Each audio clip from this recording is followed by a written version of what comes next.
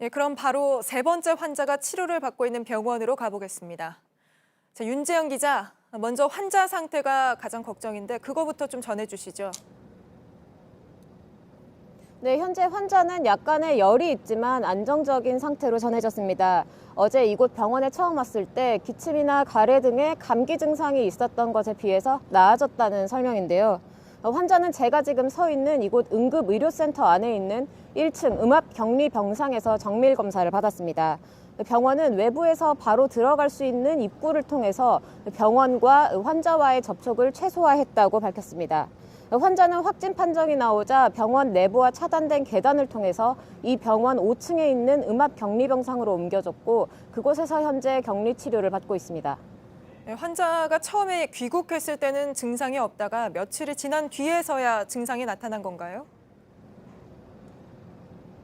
네, 환자는 지난 월요일 밤 9시쯤에 중국 우한에서 칭다오를 거쳐서 인천공항을 통해 들어왔습니다.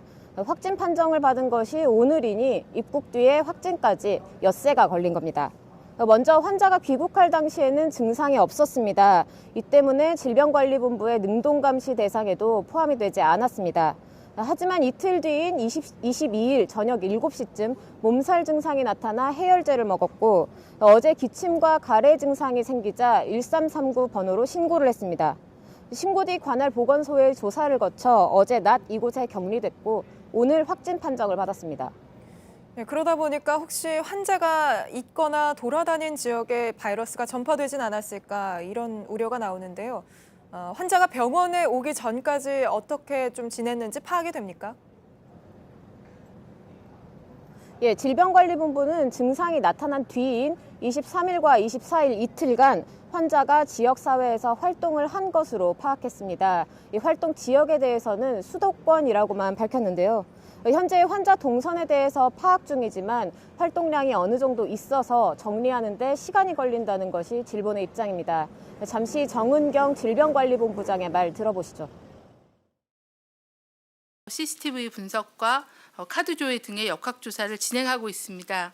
정리가 되는 대로 투명하게 안내해 드릴 예정입니다. 예, 앞선 두 환자 건강 상태가 어떤지도 마지막으로 좀 전해주시죠.